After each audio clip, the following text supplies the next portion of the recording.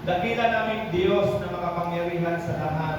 Ikaw ang Diyos na pinagmulan ng lahat ng bagay. Wala kami, O Diyos, kung wala ka. Inaamin namin sa sarili namin, for without you, we can do nothing, Panginoon. Wala po kami, O Diyos. Hindi po kami kayang mag-exist sa sarili lamang namin, Panginoon. Hallelujah. Tanging mayroong Diyos na lumikha sa amin. Mayroong Diyos sa karunungan ng Diyos ang siyang dahilan kung bakit kami ay narito sa mundong ibabaw. At hayaan mo, O Diyos, sa umagang ito, we praise your name, magnify your name. Hallelujah. Hinihiling namin, O Diyos, ang espiritu ng karunungan. Hallelujah, sa umagang ito. Karunungan sa pag-unawa ng buhay at banal mong salita. Na even, Panginoon, yung pinakamahirap na unawain, O Diyos, maintindihan namin through wisdom, Panginoon. Hallelujah, this morning. And we thank you, Lord. I do believe, God, hallelujah, na may plano, purpose ka, Panginoon, sa iglesia nito. At hindi rin po aksidente, O Diyos, na kami ay narito, Panginoon, upang makinig. Hallelujah, pakinggan ang buhay at banal na salita. Maraming salamat sa inyong lingkod na gagamitin ako, Panginoon. Hayaan mo, Diyos, the spirit of understanding, the spirit of wisdom. Hallelujah, patuloy na dadaloy sa aming buhay, sa aking mga labi. At hayaan mo, Diyos, hallelujah, anumang ang lalabas sa mga labi ko, Diyos, ito'y lahat ay mabuti para sa kanila. Hayaan mo, Diyos, na ito'y pagpapala para sa buhay ng bawat isa. And we thank you, Lord God. Thank you for the wisdom in Jesus' name. Amen and amen. Praise God. Hallelujah. Sige po, upo po tayo. Okay, so gusto po, dito po sa harap, no? Hallelujah, para mas masalok natin yung pagpapala. Praise the Lord. Ayan, marami pa pong bakante, no? Baka gusto niyo pong sa unahan, umupo. Hallelujah. Now, let's talk about the wisdom that attracts God's blessing. Sabihin mo nga, basahin ka natin ng malakas. The wisdom that attracts God's blessing. There are only two things or three things na gusto ng tao sa mundong ito. Siguro gusto mo rin yan. Una, long life. Sino nito gusto mahabang buhay? Ito, alam niyo po, ang buhay hindi kayang bayaran. Mabibili mo ba buhay? Sino dito nakakakita na binili yung buhay para lang siya mabuhay?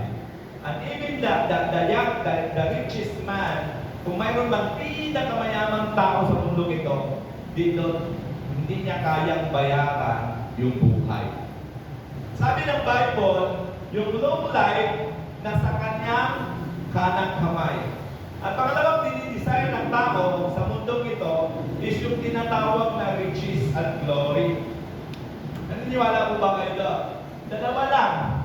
Dalawa lang ang dinidesign ng tao ngayon. The long life and the riches. Praise God. Pero kung pag-usapan natin ang Bible, ang dami pong sa science, they are so study na mayroon silang mga supplement na binibinta o pinopromote that this capsule or this vitamins will give you long life. Diba? And then some richest man, marami din mga tao ngayon that this study about paano kumita ng maraming pera. Nagkakaintindihan mo ba tayo? May mga scientists, na nag-study about life kung paano nila i-expand yung buhay ng tao. At mayroon naman mga great businessman, ni-create business para magiging riches po sila. Okay? Hallelujah. Praise God. Pero tingnan natin yung Bible principle kasi kung babasihan natin, sabi ko nga po, wala pa pong science, wala pa pong gamot o wala pa pong herbal medicine na pwedeng i-extend yung life ng tao. Wala pa po nun. Kaya, based sa Bible, I believe, because it is wisdom, maintindihan natin to, ano ba talaga ang sikreto ng mahabang buhay? Ano ba talaga ang sikreto ng buhay na punong-puno ng pagpapala? And I think, kung maintindihan mo to, mag-cast out mo to, pag-receive mo tong message na to, maranasan natin to. Because it is written in the Bible. Now, sabi po dyan, sa binasa natin, George, sa Kawikaan,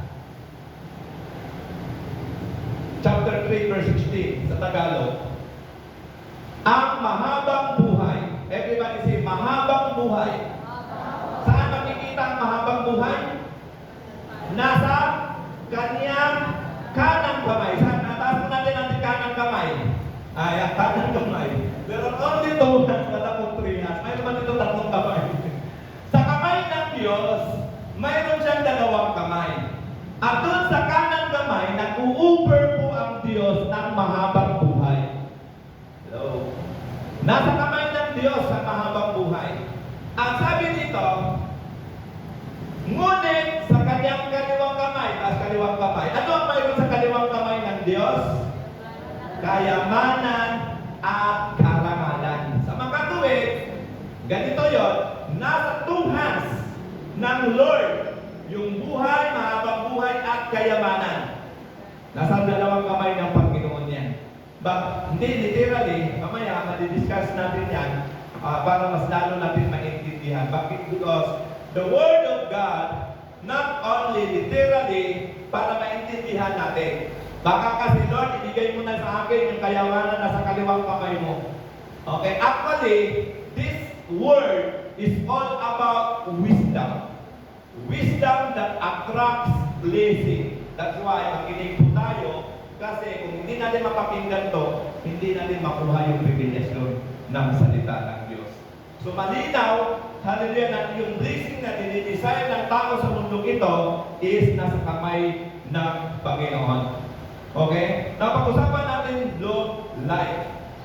Pag-usapan muna natin ang right hand. Right hand muna tayo. Wala mo muna natutulog. Back up. Right hand muna tayo. Okay? Pag-usapan natin, ano ang right hand ng Diyos based sa Bible? Okay? Sabi doon, hallelujah, yung long life is in His right hand. Okay? Ibig sabihin, next slide, sabi doon, God is the source of life. Wala na pong ibang source ang life. Not money, not position, hindi business, but God is the source of life. Now, kung God is the source of life, hallelujah, ano gagawin natin? Now, sabi diyan, John chapter 1, verse 4, na nakasulat diyan, sabi diyan, in Him was life, and that light was the light of men. Okay? So, He gives light, John chapter 10, verse 10, He sustains life, Acts 17, verse 25, He cares for life, and He protects life, He gives eternal life. Talapakan na natin ang Panginoon. He gives, He sustains, He cares, He protects. Ganun kaganda. No, pagka nasa right hand ka ng Panginoon. Kaya, be sure, nasa right hand ka ng Panginoon. Kasi kung nasa right hand ka ng Panginoon, maranasan mo yung source of life. Okay? In the Bible, okay, anong ibig sabihin ng source? Kasi sabi ng Bible, God is the source of life. Now, pag-usapan natin yung source na sinasabi doon. Ang meaning ng origin ng source is beginning. Okay, beginning. So, ang ibig sabihin ng source is beginning or giver of something. So, when we say God is the source of life, ang ibig sabihin noon that God is the one who created life. Pagka sinabing God is the source of life, ang ibig sabihin ng origin noon, ang beginning doon, sabi nga po doon, He is the one who created life.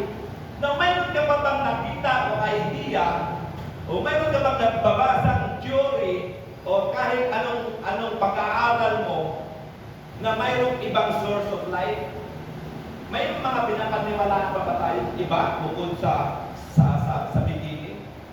No? Now, nasabi dyan, God is the origin of life. Now, pag sinabing origin of life, makikita natin yan sa Genesis chapter 2, verse 7. Ano sabi sa Genesis chapter 2, verse 7? Then the Lord God formed man from dust. Mula sa buti. So, wala na pong other history. Wala na pong other theory. Huwag po tayo maniwala sa science na ang tao nagmula sa unggoy. Kasi hindi ka mukhang unggoy. Dahil mo kasatali mo, hindi ka mukhang unggoy. Mukhang tao ka. Okay, kaya hindi tayo naniniwala. Kasi, ang aso, pagkamukha niya aso, no? So, malabo po yun, no? So, dito tayo, ito yung paniniwala natin. God is the origin of life because it is written in Genesis chapter 2, verse 7, "Did the Lord God form a man from the dust of the ground and breathed into his nostrils." Nostrils, that breath of life. And the man become a living being or living soul. Oh, ang ganda ng creation, no? Napaka-special ng creation ng Panginoon natin. That is the origin of life. No, walang ibang original, walang ibang formula. There is no other formula kung paano nilikha ang tao sa Diyos. Okay, next slide. Sabi dyan, the Greek word that can express the meaning of source. Now, punta tayo sa Greek word, no? In the biblical context, depends on the usage. Sabi dyan, PG. Na ang ibig sabihin ng source sa Greek word is PG. Source or fountain or spring. Nakita na kayo ng spring, yung bukal na tubig, fountain of life. Yun daw ang ibig sabihin ng source, no? A flowing spring, mountain of origin of something that continuously gives. The water, sabi nga mo dyan, continuously gives. So, ibig sabihin ng God is the source of life. Na ang ibig sabihin ng source sa Greek word is fountain or spring. Na ang ibig sabihin ng fountain or spring is continuously gives. Walang tigil. Yun naman talaga ang disenyo eh. Na-stop lang naman ang life because of sin. Naputol. But Jesus Christ paid, no? Binayaran ng Diyos, binayaran ng Panginoong Hesus ang ating buhay to continuous. Kaya nga po sabi ng John chapter 4, verse 14, the water, sabi niyan, ito sabi, a source of fountain, spring. No? Hallelujah. So, continuous talaga. Sabihin mga malapakan mo ng Panginoon. Hallelujah. Kasi yung life natin, continuously gives. Nag-ibig sabihin, after this life, mawala man tayo sa mundong ito, hindi po natatapos. Bakit? Sabi ni Jesus, sabi ni Jesus chapter John chapter 4, verse 14. The water. Ano ang ibig sabihin ng source? Spring. Ano ang spring? Fountain. Ano ang fountain? Water. Nag-intindihan tayo, ha? The water I give thee. The water I give thee will become in thee a spring of water, willing up to eternal life. Malapakan mo ang Panginoon. Willing up to eternal life. That God, sabi nga po dyan, God as the fountain or source that gives life continuously. Kaya, patapakan mo ang Diyos, tapos yung buhay mo, continuous yun. Mayroon po mga fountain na napuputol. Sino po dito nakakita ng fountains? Literal na fountains. Okay? May picture ba tayo dyan? Next slide nga po. Ang ilan ng fountains? The source of life. Sa Mindanao, maraming ganyan. Alam niyo po ba characteristic ng fountains? The continuous flowing. Walang nag-stop, walang in, walang start, walang in. Oh, hallelujah. The continuous. At yun yung life natin. Ang sabi dyan sa John chapter 4, verse 14. But whoever drinks the water, nakainom na ba tayo ng tubig? Tinatanggap naman natin ang Diyos, ang Panginoon, bilang Panginoon tagapagligtas ng ating buhay. Ang sabi ng Biblia, for God so loved the world that He gave the fountain of life. He gave the fountain. Sabi nga dyan, at yung fountain, He gave Jesus. That whosoever believed in Him should not, sabi ng Tagalog, hindi mamamatay, hindi mag-i-stop, but He gave eternal. He gave a power deep. Sa totoo lang, hindi naman talaga tayo mamamatay. Pagka tinanggap natin si Jesus, our physical life, ito yung babalik sa ating kabuk at ang ating espiritu ay babalik sa Diyos na nagbibigay ito. Palakpakan mo ang Panginoon. Kaya sabi dyan, the water I give thee will become in them a spring of water, welling up to eternal life. Hallelujah. Hallelujah. Kaya nga sabi, God is the source of life. Kasi, ibinigay na niya si Jesus. Si Jesus ang nagsasabi dyan, I am the living water. Kaya nga po mayroon sa Book of Revelation, the river of life. Na doon sa river of life na doon, it will produce life. Amen? Nakaintindihan tayo. Oh, God is the fountain of life. Isa pa pong verse. Sa Psalm chapter 36, verse 9. For with you is the fountain of life. In your life, we see life. Isang palakpak sa Panginoon. For with you is the fountain of life. Tandaan natin, nasa Panginoon ang fountain of life. Nasa Panginoon ang fountain of life. Kaya in-encourage niya ang bawat isa to drink the fountain of life. Ang ibig sabihin ng drink, not literally drink, but to accept Christ as your Lord and Savior. Amen? Hallelujah. Tanggapin mo ang Panginoon para yung life mo continuously. God is the never-ending source. Never-ending source of spiritual life, hope, and purpose. Amen? Sabi diyan, sa next slide, trust in the one who hold your life in His hands. Magtiwala ka sa Diyos na may hawak ng buhay mo. Amen? Hallelujah. Lagi natin tatandaan, our life is nasa right hand ng Panginoon. Amen? So, pwede tayong pisain. Pasaway tayo, pwede tayong bitawan. Hallelujah. So the phrase long life in Proverbs, ano ibig sabihin ng long life sa Proverbs? Naaralan natin ang source, this is God, and then yung long life, pag-aralan natin. Long life means more than just having many years.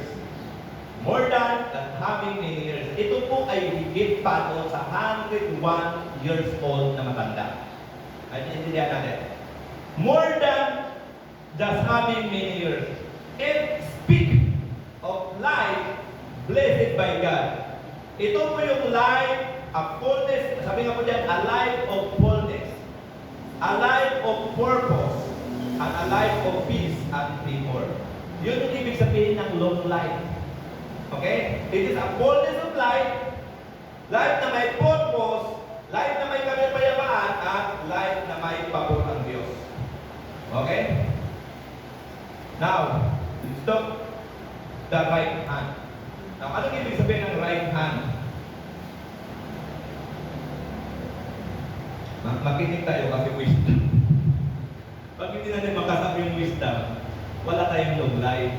So, dapat maintindihan natin na yung pinapakinggan natin ngayon is the word of wisdom. Para mas maintindihan natin, at hindi tayo mag-alala sa mundong ito. Kasi once na makuha natin yung message ng wisdom, praise the Lord. Long life. Amen? Mahabang buhay. In the Bible, the right hand is a symbol of power. Bakit right hand ang long life? Bakit right hand ang long life? Hindi naman pwede naman sabihin, ang long life is nasa left hand at ang riches is nasa right hand. Pero sabi ng Bible, hindi niya pinaliktad. Ang long life, sabi ng Bible sa Biblia, nasa right hand ng Diyos. Na ang ibig sabihin ng right hand is a symbol of power. Kaya nga po pagka mayroong mayroong kudita o mayroong mga pagsulong, mayroong mga rebellion, power, di ba? Mga people's power, right hand yun na. Tataas yun nila kasi power eh. People's power, right hand yan. Ganon-ganon yan sila. It is a symbol of power, no? So nasa right hand mo, andito talaga yung lakas. Sino dito? Left-handed. Yung mga left-handed dito.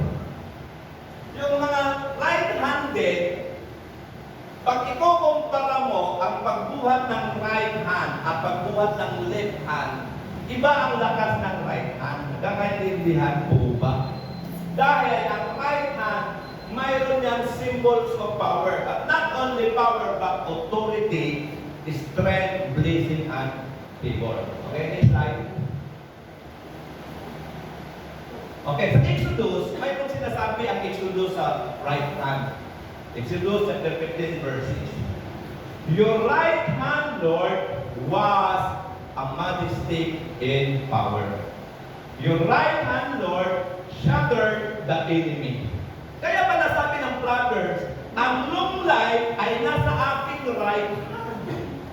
Kasi kung mayroong enemy, mayroong accident na nadadako sa iyo, ang kamay ng Diyos, mabilis ang right hand. Okay? Mabilis ba ang right hand? Okay? So kung nasa kamay ka ng Diyos, sa right hand na hands, nasa kamay ka ng Diyos, sabi nga po dyan, ang majestic power. Just imagine, church, mag-aksidente ka na sana, pero ang bilis ng kamay ng Diyos. Yung right hand ng Panginoon.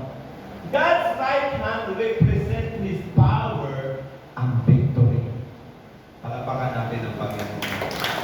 So, hindi ka matatakot kung nasa right hand ka ng Panginoon. Because you are protected by the power from the enemy. Amen? Hallelujah. Imagine mo nasa right hand ka ng Panginoon. Anything na gustong kunin ka, walang makakaagaw sa iyo. Bakit? Nasa right hand ka. Mabigat ang right hand. It's a symbol of power. Amen? Hallelujah. Praise God.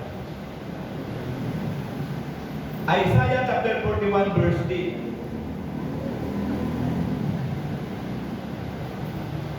I will uphold you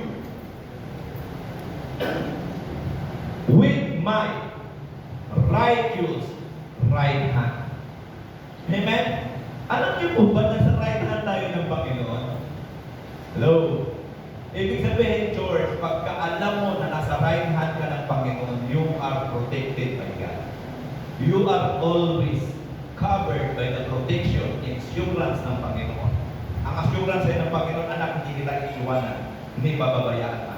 I will uphold you in my righteous right hand. God's right hand represents His support and protection. Support and protection. Yun ang trabaho ng Diyos sa iyo. Kahit gabi natutulog ka, ang support at protection sa iyo ng Diyos, nandiyan gabi-gabi. Palapakan mo ang Panginoon. Hindi natin kaya bantayan yung sarili natin 24 hours. Hello? Kaya ba natin bantayan? But right hand of God, kahit madaling araw, bumibiyahe ka. Tulad ng biyahe namin papuntang Zamboanga, alam niyo po, to God be all the glory. Ang haba ng biyahe namin, napapansin ko kahapon, nung bumiyahe kami sa papuntang DENR, sa Manila po, mabilis ako magpatakbo sa Capitix. Sabi ko, bakit? Alam ko mayroon something sa gulong ko. Kasi yung gulong, pagkahawakan mo, pagka hindi mo siya bakit biglang liliko to, biglang gumano. So kailangan mo siya i-control. Hindi ko siya pwedeng bitawan kasi pwede mo naman bitawan eh. Pero kung sabi ko, mayroon something ng gulong na to. No? Habang biyahe kami doon, sabi ko, hindi na ako magpatakbo ng 100. 80. Mabilis na yung 80. 60. Praise the Lord. Gigaling ng Zamboanga, hindi ko na-check yung gulong.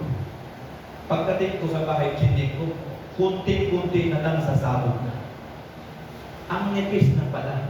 Lumabas na yung mga bakal-bakal. Patuwa natin ang protection ng Lord. Sabi ko, Lord, nai-imagine ko, tumakbo ka ng 80 sa Capitix, tapos biglang pumutok, anong itsura ng kotse mo? May kunti ng pan pa sa likod. Grabe. Yung mga something little na akala natin maliit na bagay, na akala natin simpleng bagay, protection pala ng Diyos yun.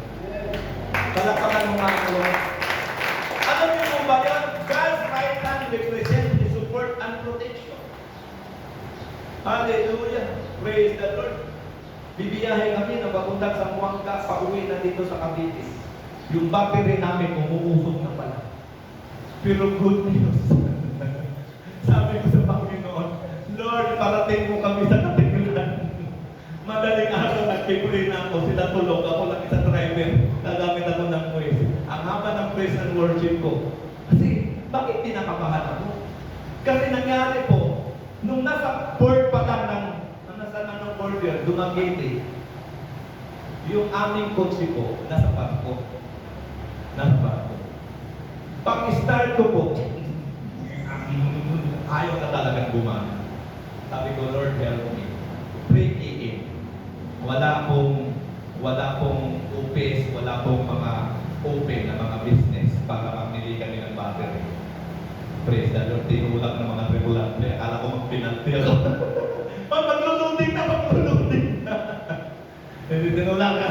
Sabi nga, imate kami, hirap itulak ng automatic. Hindi manual.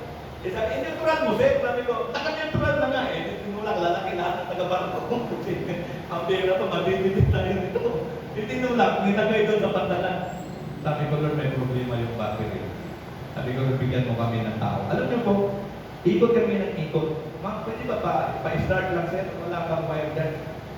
Pa-jump start ka. Eh, wala, sir. Wala. Puro wala, kahit mayroon siguro, wala. Sabi ko, Lord! Sabi ko, kailangan kami makarating sa katikulan. Sabi ko, kawawa naman yung wilo ko. Pakiwala namin to. And then, nangyari po, mayroon security dyan pumunta. Sir, ang problema? Kailangan namin ng jump. Sir, yung battery ay buman. Hindi sir, magre-rent na ako. Eh, pumunta. Magre-rent. Hindi. Dala-dala yung maliit na parang ang start. Pag ko, gana. Yes, gana! Eh, niliyari na kami. Kinakabahan na talaga ako. Sabi ko, Lord, pupunta pa po kami sa Aklan. Tapos doon sa Aklan, iniisip ko, hindi ko talaga papatayin yung battery. Hayaan ko lang talaga gana to. Kahit na ano ba, kasi iniisip ko yung Aklan eh, bundok, tandang bundok eh, malayo-layo sa city. Hindi ko pinatay. Hindi nag-standby kami doon kasi may naman kami kinausap. Nag-standby kami mga 1 hour.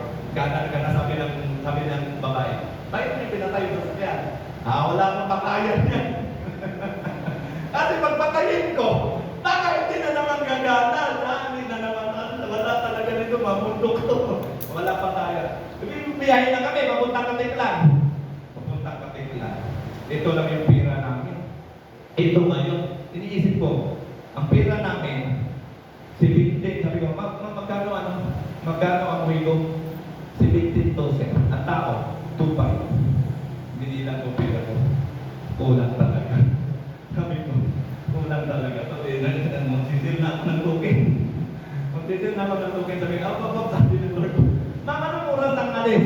Sabi niya, sir, 5 p.m. Doon na kami, 11 a.m. pa. Sabi ko, 5 p.m., 11 a.m., walang patayan. Ubus gas nito. Sabi ko, ay, tingnan ma'am, baka mayroon pong mas maaga. Sabi, sir, punta mo kayo sa unahan, mayroon po doon live shipping. Magtanong ko kayo doon kung mayroon mas maaga. Pagpunta ko doon sa live shipping. Hello po ma'am, magkano po ticket ng wiko? Sabi niya, 7.2 po, sir. Sabi ko, ha? Hindi naman nagtanong, sabi niya, Lord, 7.2, bayaran ko na. Bayan naman 7.2. Di may natira. Kasi 17 ang budget eh. Di ba? 17 ang budget, nagiging 7.2 may natira. Di sabi ko, hindi anong ibig sabihin nito? Hindi natin mapapay ito. 11 pa lang. Alas 6 pa lang ang alis. Hindi sabi ng Lord, sabi ng Lord sa akin, hindi patayin mo. Sabi niya tinadya, wag pastor. Sabi niya tinadya, wag pastor, wag. Pagpatay ko, patay na bina. Binuhay ko din. Sabi ko sa'yo, wag. Malakas loob ko patay. 40,000 na akong natipid. Eh, hindi nakabili ako ng battery. Malabakan natin ang Lord. Marami yung battery. Hallelujah. Hindi ko sabihin ba? I will uphold you with my righteous right hand. Gagawin at gagawin ng Diyos na proteksyonan ka. Malabakan mo ang Panginoon. Gagawa ang Panginoon. God's right hand represent His support. Ano yung support? Magkaiba yung support at protection. Ang support yung nangyayari sa katiklan. Support yun. Ang protection yung nangyayari sa gulong. Hello? Na manipis na. Magkakaiba yung na support and protection. Okay? Hallelujah. Ang Lord, pag nasa right hand ka, hindi ka talaga pababayaan ng Panginoon. Amen? To be in God's right hand, ang ibig sabihin noon, to be under His power, protected by His strength, and blessed by His favor. Sabi ng Proverbs chapter 3 verse 16, wisdom comes from God, and those who walk in His wisdom receive the blessing of life guided by His hands. Para pagkan natin ang Panginoon. Ay, ibig sabihin pala, yung right hand ng Lord is the wisdom of God. Wisdom. Alam ng Lord. Alam ng Lord kung ano iniisip mo ngayon is a wisdom. Alam mo yung mga wise man? Yung mga wise man. Hallelujah. Pupunta pa lang sa'yo yung tao, alam na ng wise man kung anong needs mo. Okay? Alam na ng wise, alam na ng tao na full of wisdom kung ano ang solusyon ng problema mo. So wisdom comes from God, and those who walk, everybody say, walk in His wisdom. On those who walk in His wisdom, ano mayroon? Receive the blessing of life guided by His hands. Palakpak natin sa Panginoon. Sabi mo sa katabi mo, tapos na tayo sa right hand. Now let's go to left hand. Taas dito yung mga left-handed. I have two hands, the left and the right. Okay? So, pag-usapan natin ang left hand ng Panginoon. Next slide. Anong mayroon sa right hand? Long. Hindi kayo nakikinig. Anong mayroon sa right hand? Long life. Okay? Source of God, si Jesus. Source of life sa ang Panginoon. Okay? Anong mayroon sa left hand ng Diyos? Riches and gold. Okay? Sino nito gustong yumaman? Hindi, ang pagyaman is in the hands of God. Kahit anong sipag mo, kapatid. Kahit magigising ka ng umaga, matulog ka ng gabi, trabaho ng gabi, gising umaga, trabaho ulit. If you are not in the left hand of Lord, mapapagod ka. Bakit? Kasi ang kayamanan, ang good, ang riches, nasa left hand ng Lord. Okay? Nasa left hand ng Panginoon. Kita niyo po ba kayo? Sa picture. Like right hand ba yan? Left hand? Mukhang left hand yung kamay na yan. Wow! Daming blessing! Kuya Alex, daming blessing sa left hand. Amin na siya. Hallelujah, praise God. Pag-usapan natin ang left hand. Next slide, sabi dyan. Godly wisdom brings blessing that are greater than material wealth alone. So, ang godly wisdom daw, yung left hand ng Lord, brings blessing. At this blessing, at yung blessing na yun is greater than the material wealth alone. When we walk in God's wisdom, it leads us to a life of favor, honor, provision, and a right of relationship with God. When we walk, yung wisdom dyan ha, yung left hand is all about wisdom. Wisdom, okay? Hallelujah. Sabi niya sa left hand, next slide, riches and honor represent the blessing that come from walking in God's wisdom. Okay? Ang riches and honor daw ay nagre-represent the blessing that comes. Nagmula po ang blessing sa paglakad natin sa wisdom of God. Dahil doon sa wisdom of God, andun yung provision, andun yung dignity, andun yung life that honors God. Anong ibig sabihin ng life that honors God? Wow, pinagpala ka, Brad. Grabe ang Diyos mo. Sabi mo, yes, to God be all the glory. So, napupurihan ang Diyos sa provision na mayroon ka. Now, iba ang kayamanan sa mundo ito kasi ang napupurihan is yung sarili nila. Ang na-appreciate lagi sa mga mayayaman sa mundo ito is yung abilidad nila, yung kakayanan nila, yung business nila. But the true riches is walking in God's wisdom. Kasi habang lumalakad ka sa God's wisdom, dumadaloy yung fountain of provision, yung dignity, yung life na nakapagbigay honor sa Panginoon.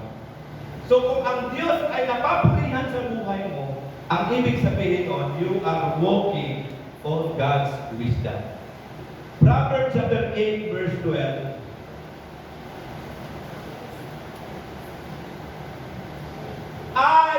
Wisdom.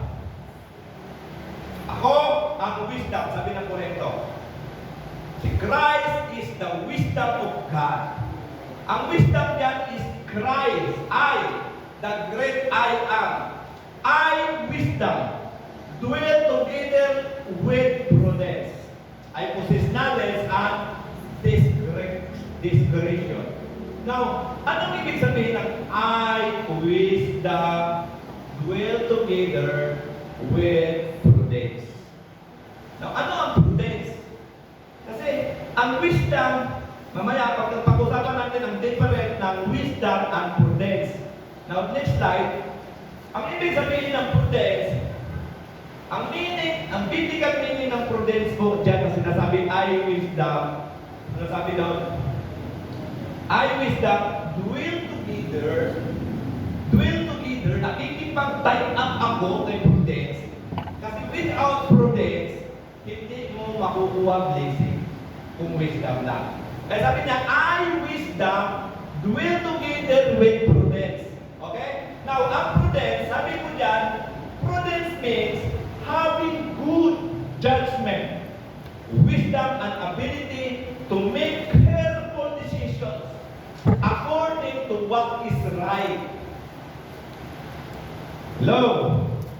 So, ang ibig sabihin ng prudence, the ability to make careful decision. The ability to make careful decision, sabi nga dyan, according to what is right. Kaya nga, pag binigyan ka ng wisdom ng Panginoon, gagawin mo to. Hello? Pagka sinabing gagawin mo to, mayroon kang ability to repair cellphone. Example lang. Mayroon kang wisdom to ability to prepare or to repair any appliances. But ang prudence, ito po yung ability to make careful decision. Kung alam mo paano i-repair ng bagay na to, tutulungan ka ng prudence para kung ano yung dapat bunutin. According to what is right. Okay? Ang wisdom, alam mo na yung pinto na to is exit door. Exit door, ha? Pero, may file sa exit door. Lalabas ka ba sa exit door na may file? Ang sabihin ng prudence, ang prudence, although exit door yan, pero tutulungan ka ng prudence to ability to make careful decision. Bakit ka lalabas sa exit? Di ba? Kung mayroon pa namang ibang door. Hello? So, nakikipag-tie up ang wisdom through prudence. Now, para mas mabilis natin, gamit na ng Hebrew words ng prudence. Anong ibig sabihin ng Hebrew words ng prudence? Orma. Nang ibig sabihin ng orma, It refers to the ability to think ahead. Ang prudence, mayroon kang wisdom, tutulungan ka ng prudence, the ability to think ahead. Parang barko, kung seaman kayo, mayroon isang barko na cruising situation sa left side. Ito yung barko mo. Mayroon tatawid galing sa right side. Ang wisdom, nag-iisip ka, ano yung decision, ano yung act, ano yung tamang action na gagawin mo para hindi makulay. Okay? Para hindi makulay ang ship. So, ang prudence, siya ang tutulong sa'yo kasi siya ang may ability to think ahead. Advance mag-isip. Okay? Malayo pa yung ship, hindi mo na hihintayin, saka ka mag-take course, another course. Hindi ka na maghintay ba na dikit na, mababangga ka na, saka ka mag-take sa action, hard starboard. Doon pa lang, sa malayo pa lang, sabi doon, ang prudence is the ability to think ahead, recognize consequence, and act wisely. So, alam ng wisdom kung saan siya liligo na safe, pero tutulungan ka ng prudence, huwag mo nang hintayin, didikit. Right hand ka na, para hindi ka mabangga. Palapakan ka natin ang Panginoon. Orma, no? Refers the ability to think ahead. Alam mo po ba, kung mayroon tayong wisdom at prudence, yayaman tayo. Kung wala kasing bara-bara, sayang yung pera eh. Di ba? Mama, sayang yung pera. Ang wisdom, parang ganito. Kasi daming business kasi, ang dami na kasi namin pera. Hallelujah na, nasayang pa. Ang wisdom, titriga. Alam mo tataas. Bago ka maunahan mag-sell, act ka na to take action. Halimbawa, sa trading, part na to, wisdom, alam mo, wisdom. Tataas. Ang prudence, take action, unahan mo sila. Para pag nauna ka, ikaw yung panalo. So, hindi ka maghihirap sa mga tuwid. Kung iintindihin natin ang wisdom ng Lord at prudence, hindi ka maghihirap at walang maghihirap ng Kristiyano kung siya ay full of wisdom at prudence. Bakit? Mayroon siyang ability to take, mayroon siyang wisdom na binigay ng Lord, at mayroon siyang ability to take action. Hallelujah. Take action. Kung baga, mas magaling kang negosyante na iniisip pa na ng katabi mo, nagawa mo na. Hey, sa application, pagka sinabi hiring, punta kayo ng alas 7 ng umaga kasi oras ng interview. Sino yung unang nakakasulat ng logbook? Yung pumunta ng alas 7 o yung pumunta ng alas 5? Hey, hello? Paano kung kumuha ka ng NBI, Brother Jones? At ang karton ng NBI alas 9 ng umaga at pumunta ka ng alas 10. Although alam mo na NBI yun. Pero pagdating doon, puno na. Yung prudence, alam mo kumuha ka ng NBI, alas 10 magsisimula, dapat maaga ka. Ability to think ahead dapat. Kaya tayo, bago dumating si AI, bago dumating si Facebook, kung anumang mga technology ngayon, the wise man, walang tigil ang develop. Di ba? Kasi nga, prudence natin advance mag-isip. Ngayon ang AI, grabe technology. Amen? Hallelujah. Yung naka-invento ng electronic car, full of wisdom yun. But they have prudence. Naunahan ko to. Amen? Gagawa ko para ako mauna. Amen? Kasi kung ikaw nauna, yung divino mo nauna, mahal yun. Amen? Hallelujah. So dapat tayo Christian, believers, dapat lahat talaga tayo may riches. If we use the wisdom and the prudence ng Panginoon. Now, sabi niya, biblical meanings of prudence, next, thinking before acting. Praise the Lord. Yung iba nag-iisip pa lang, ikaw nandun na. Ang iba nag-iisip pa lang, re-recruited ko to, naunahan na pala ako. Thinking before acting. Iniisip niya bago niya gawin. 220 volt tayo. Ang aking isasaksak ay 110. Pag walang wisdom, Mar, ano mag-yan? Sasaksak ko 220 volt. Thinking before acting, ibig sabihin ng prudence. Huwag mong isak-isak. Masisira buhay. Making wise choices. Ano gusto mo? Black and white. Okay? Kung susundin ko to, mawawala ako sa ministry. Maraming sasagasaan. Pag susundin ko to, nasa ministry ako. Masaya yung buhay. Okay? Making wise. Dapat laging wise. Huwag tayo barabarabot. Pag bumili tayo ng rice cooker, dapat standard na. Standard na. Baka naman. Okay, pag bumili tayo ng electric fan, Astron. Pag bumili tayo ng pantalon, Navy. Di ba? Device ba? Job. Kasi nga, sabi nga mo din, understanding, making wise choices. Kasi na make wise choices, hindi ka rin naman ng gamit yung matagal na masira. Amen? Nakailang rice cooker ka na. Ako, isa na. Ikaw nakasampo ka na. Bakit? 500 lang ito, pastor. Ang mahal niya 5,000 eh. Nakasampo ka na eh. 500 times 10. Diba? Paano kung hanggang 20 sira-sira ikaw? Isa lang. Prudence. Naintindihan ba prudence? Kaya hindi tayo dapat magsaya ng pera. Kaya tayo naghihirap kasi hindi tayo nag-iipon. Tira ng tira ba? Okay lang yan. Nakikita na kayo ng trabaho, okay lang yan. Paano kung hindi okay? Pagdating ng customer, pag-delivery mali sukat mo, di ba basagin mo lahat?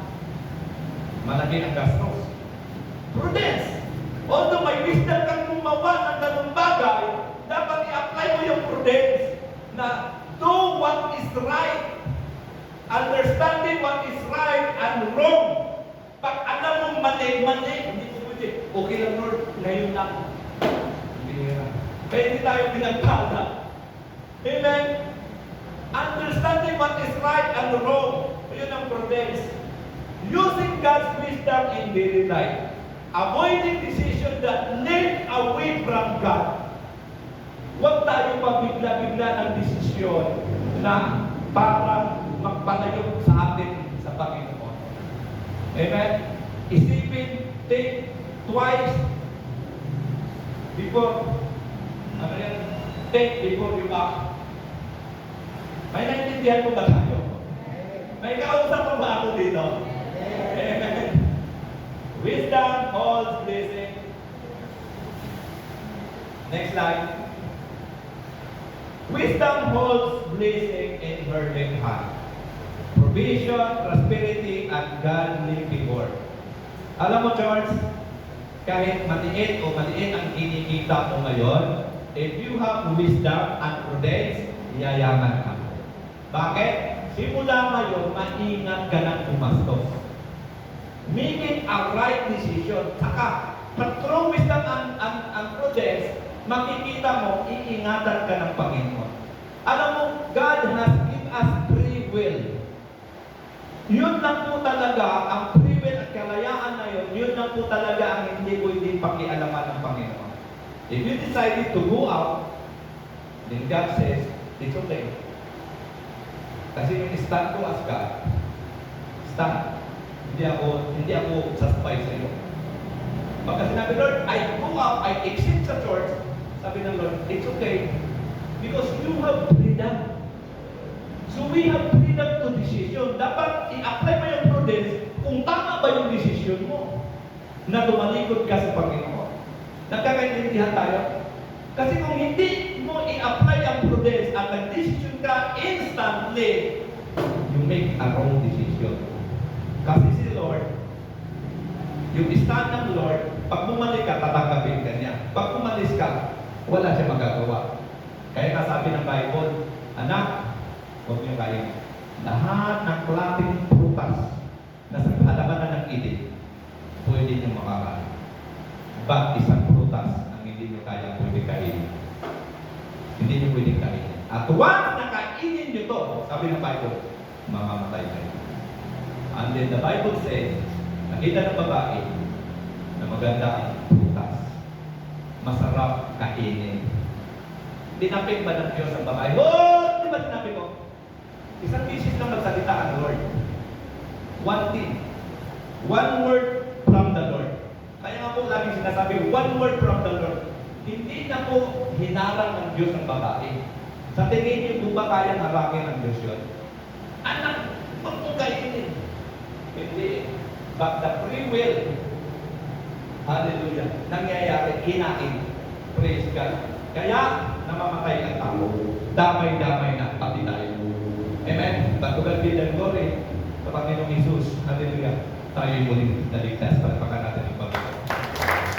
Wisdom gives knowledge, but prudence teaches us how to apply that knowledge in the right way. Amen? So a wise person does not only know God's truth, but he lives by it. Hindi lang natin alam ang salita. Hindi lang natin alam ang salita. Alam natin na may pumatakay drink all the times. Hindi lang natin nabasa, but do what it is written. Gawin. Amen? Hallelujah. Application. Ibig sabihin, ang wisdom is given, but ang prudence, doon tayo nagkakaproblema. Application ng prudence. So wisdom and prudence are similar, but they are not exactly the same. Okay? Dito tayo sa wisdom. Ano ibig sabihin ng wisdom? Ang ibig sabihin ng wisdom is knowing what is right and understanding God's truth. It is the ability to see life from God's perspective. Kaya sabi ng Proverbs 2 verse 6, the Lord gives wisdom. From His mouth come knowledge and understanding. Now, ang ibig sabihin ng prudence, applying wisdom through careful judgment and wise decision. It is the ability to use what you know is the right situation. Naintindihan mo ba natin pagkakaiba?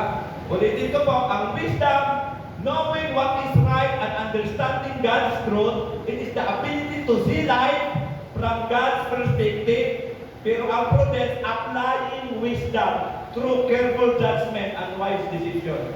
It is the ability to use what you know in the right situation. Kaya sabi ng Proverbs 8 verse 12, balik tayo. I, wisdom, dwell together with prudence. So hindi puro wisdom lang. Okay? May application. Kaya sabi diyan, next slide, sa madaling salita, pinapahaba ko lang. Wisdom, knowing God's truth. But prudence, applying God's truth daily life. Palapakan mo ang Panginoon. So, pag apply mo yan pareho, George, mayroong riches. Blessing yan. Okay? Wisdom gives us the right knowledge, but prudence gives us to make the right choices. Okay? A person who has God's wisdom and prudence walk in blessing and honor. Hallelujah. Praise the Lord. Sumigaw po ng lahat ng hallelujah. Ang bilis ko ano? Ang bilis. Naintindihan nyo ba yung mabilis? Amen. May conclusion. Conclusion na tayo. Church, conclusion tayo. The richest man in the world. Okay? Isa din po siya sa mahabang buhay. The richest man in the world, si King Solomon. When God asked King Solomon, anak, ano yung gusto mo? Okay? Sabi ni King Solomon, sa 2 King, 1 King, chapter 3, verse 5, tutuan, kayo na lang po magbasa mga babuya. Sabi po niya, when God appeared to King Solomon in a dream, and offered to give him anything he asked for. One day, sabi ng Diyos kang King Solomon, just imagine, George, if you are the King Solomon today, if God asking you in a dream and offer to give him anything he asked for, pag sasabihin pa sa'yo ng Panginoon, Alex, ano ang gusto mo? Ano yung gusto mo? Sabi na, kung anong gusto mo, lahat ibibigay ko sa'yo. Yun yung sabi ng Lord kay King Solomon.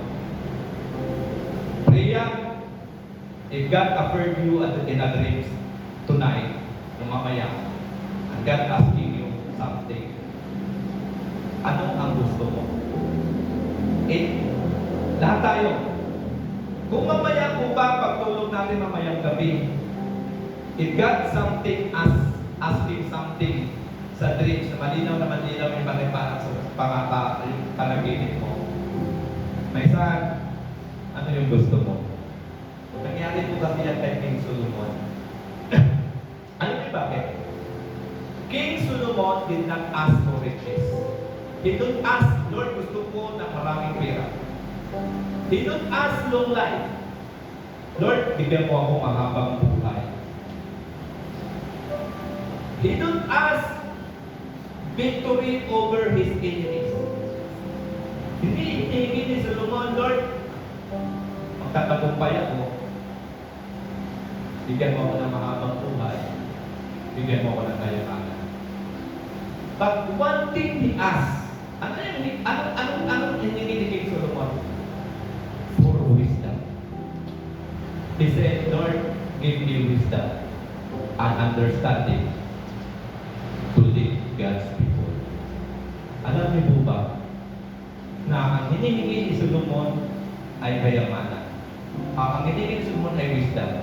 When we seek God wisdom first, sabi niya, God can entrust us with greater blessing. Wisdom is the foundation for a life that pleases God. Tayo po lahat tayo tumayo. Praise the Lord. Today, ask God, the next slide, ask and hope God's wisdom and prudence. Because if we walk in God's wisdom and prudence, long life and riches, yung nasa right hand ng Lord at nasa left hand ng Lord, ibibigay sa iyo lahat yun. Amen? Gusto mo ba natin yung long life? Sino dito nangangarap ng long life? Alam niyo po, maiksi lang po ang buhay ng tao. Pag pumunta po kayo, pag bumiyahe po kayo mula dito, papunta roon, ang daming tarbuli na RIP. May isa doon sa Muson, 9 years old, wala na. 9 years old, wala na. Pag pumunta ka dito, ang daming tarbuli. Pag pumunta ka sa St. Peter, ang dami. Pag pumunta ka doon sa sementeryo, may year 2020, date of death, ang kikita mo, ang iksi ng buhay. But the Bible says, in my right hand, andito yung long life. In my left hand, andito yung riches. Ano pa po ba ang hahanapin natin? Gusto natin ng long life? Nasa Panginoon lahat yun. Amen? Hallelujah. Kaya purihin natin ang Panginoon. Ask God for wisdom and prudence. Hallelujah this morning. And let us worship God. Hallelujah. Thank you, Lord. Huwag ka pong lumayo sa kamay ng Diyos, kapatid. Because kung lalayo ka sa kamay ng Diyos, you are free to go. But the kamay ng Lord, steady lang po yan. Amen? Hallelujah. Come on, let us worship God.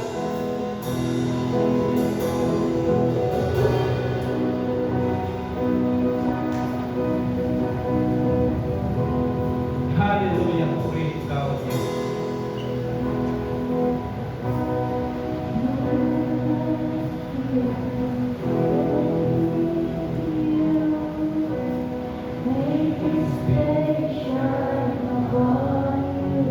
Be gracious to me, Lord, turn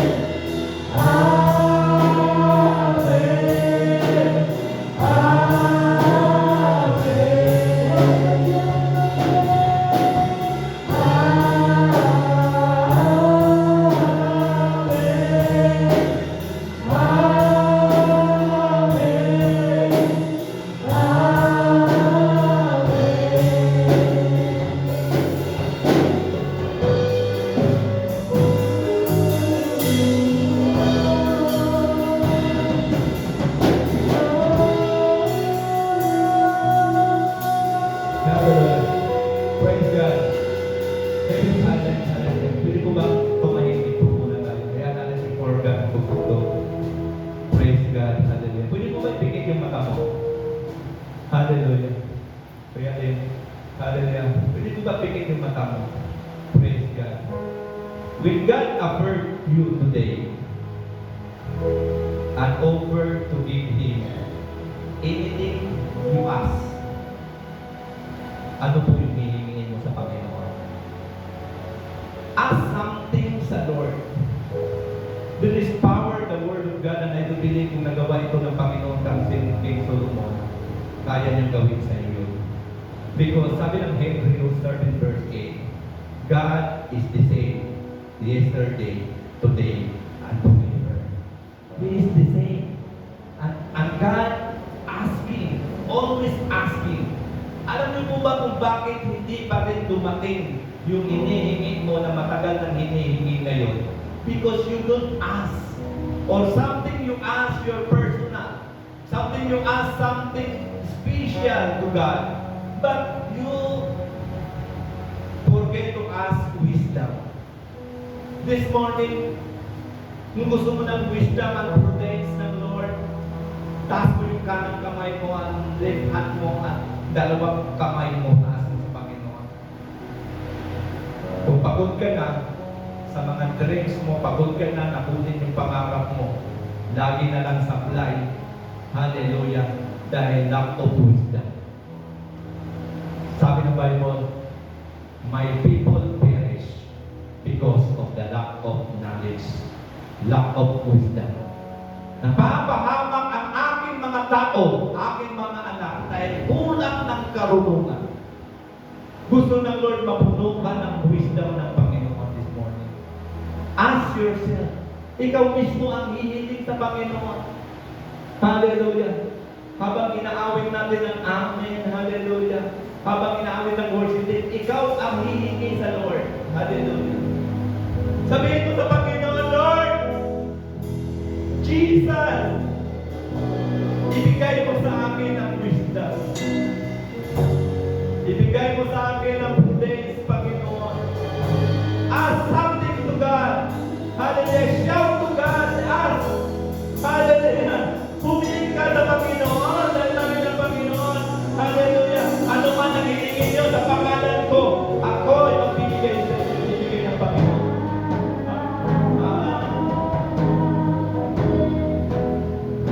Yes, Lord. We ask wisdom, Lord. Thank you, Jesus. Hallelujah.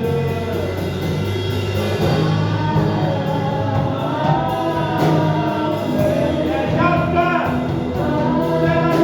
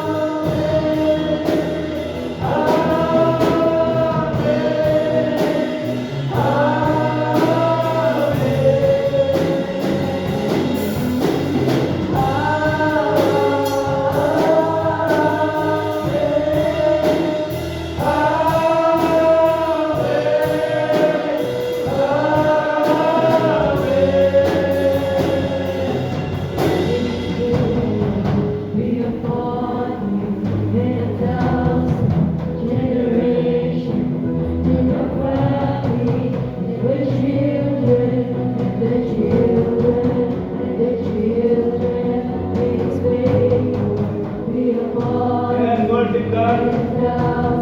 The overflowing blessing of God. Pour out, hallelujah. Receive the wisdom and prudence. Hallelujah. In the name of Jesus. Receive the wisdom of God. Hallelujah. Kapag mo ang Lord. Hallelujah. Praise God. Thank you.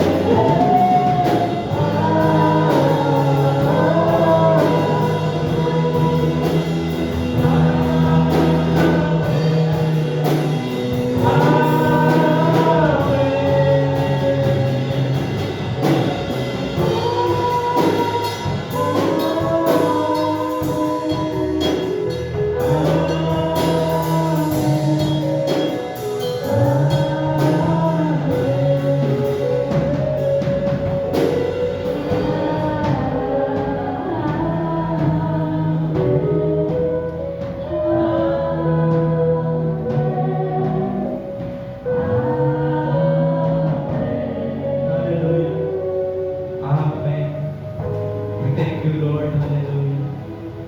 Thank you, Jesus, for this wonderful day. I declare and decree, Panginoon, the wisdom and the prudence of God, hallelujah, be upon His people, your people, Panginoon. Hallelujah, in the name of Jesus. Mula sa oras na ito, Panginoon, lakaran namin ng wisdom, lakaran namin ng prudence, Lord God. Because I believe there is long life and riches. Hallelujah, habang nilalakaran namin sa mundong ito, hallelujah, ang wisdom at ang prudence, Lord God. Thank you for the long life. Thank you for your people ng protection. Hindi lang po sa amin, Lord, kundi sa family namin kahit wala pa sila dito sa church. I pray and I believe, Lord, hallelujah. Hallelujah, na ang mensaheng ito, Panginoon, ay patuloy na nadaloy sa buong pamilya namin. And we thank you, Lord. I believe, starting today, hallelujah, ano man ang gagawin namin, ano man ang gagawin namin decision, hallelujah, through wisdom and prudence, it will produce life and it will produce riches and glory and honor. And we thank you, Father God. Maraming salamat, Lord. Pagpalain mo ang iglesia ito, Panginoon. Hallelujah. Praise God, Lord.